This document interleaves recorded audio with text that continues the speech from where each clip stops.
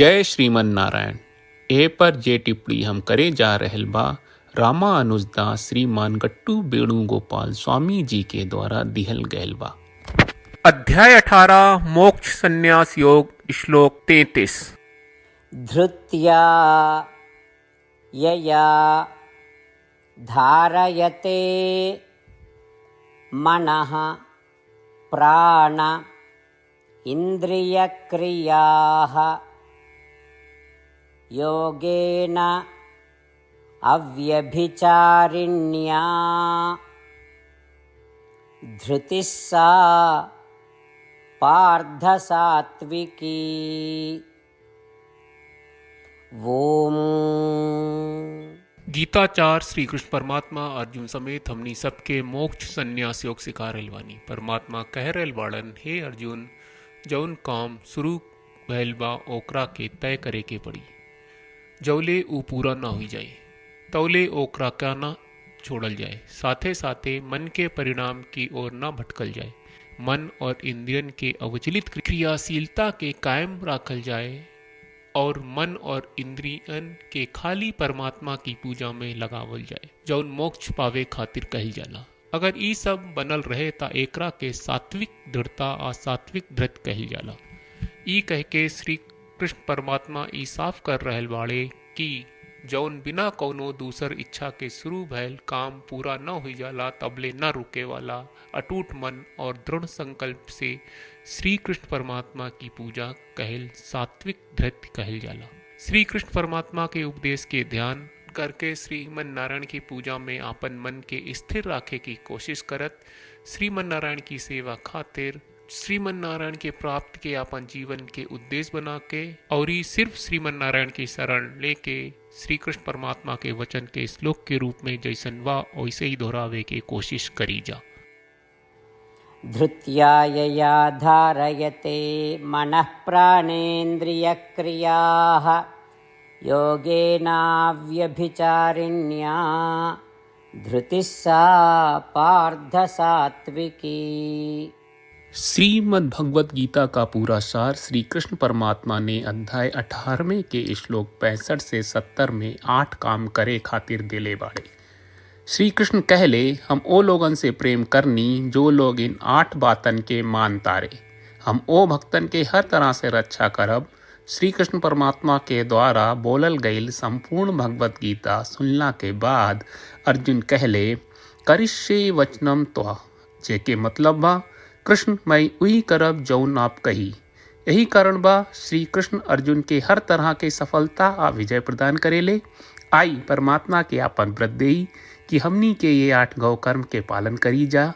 ई वचन परमात्मा के देवे से बड़न कौनो पूजा तपस्या यज्ञ नहीं। हम 8 प्रण कहब जौन हमनी के करे के चाहिए। आप सब कृपया इन्हन के आपन दिमाग और दिल में सोची। श्री कृष्ण के आपन वचन देवे के ई तरीका में हमनी सबकी कल्पना करे के चाहिए कि श्री कृष्ण का चेहरा खुशी से चमकत बा और खुशी के एहसास करत बा। जय श्रीमन नारायण। यहाँ हमनी के 8 वादा बा। हमनी के पहला वादा, हे श्रीमन नारायण, आपका निर्देश के मुताबिक हम हमेशा तोहार ध्यान करब और तोहार बारे में सोचब। हमनी के दूसर वादा, हे श्रीमन नारायण, आपका सलाह का अनुसार हम हमेशा आपका भक्त रहब। हमनी के तीसर वादा, हे श्रीमन नारायण, हम आपन सब काम तोहरा सेवा के रूप में और तोहरा संतुष्टि खातिर करब। हमनी के चौथा वादा, हे श्रीमन नारायण, जैस की आप माने के कहले रहलू, हमरा बहुत विश्वास बा कि हम आपके होई और हम हमेशा आपन दोनों हाथ जोड़ के आपके नमस्कार करब और आपकी पूजा करब। हमनी के पांचवा वादा, हे श्रीमन नारायण, हमरा के तोरा बात माम एकम शरणम ब्रज 1866 याद कहले, जहाँ आप हमरा के आपन का अर्पित करे का कहा। श्रीमन नारायण, मैं हमेशा तोहरे शरण में रहब। हमनी के छठवां वादा, हे श्रीमन नारायण, हमरा के तोहरा बात माँ सुचहा 1866 याद कहले कि आप हमनी के शोक ना करे का आश्वासन दे रहे बड़े। हम अब और शोक ना करब।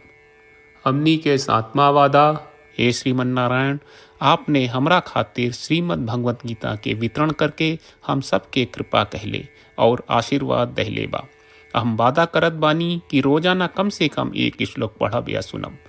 हमनी के 8वां वादा। हे श्रीमन नारायण, आप गीता के पूरा मानवता तक ले गयलू। हम गीता में आपके दिव्य वचन के उन भक्तन तक पहुँचावे के प्रयास करब जे गीता से अपरिचित बा। हे श्रीमन नारायण, हम उई करब जौन तू करे का कहब। हम ऐसन व्यवहार करब जैसन आप चाहत बानी और हम खाली आपका खातिर काम करब। श्रीमन नारायण के रोज आपन वचन देहल कि हम ओइस करब जैस आप कहत बानी, ई अपने आप में बड़न पूजा बा। श्रीमन नारायण, करशे वचनम त्वा। श्रीमन नारायण, हम तोरे निर्देश के मुताबिक काम करब। सर्वम श्री कृष्ण अर्पणम अस्तु। जय श्रीमन नारायण। धृत्या यया धारयते मनः प्राण इन्द्रियक्रियाः योगेन अव्यभिचारिण्या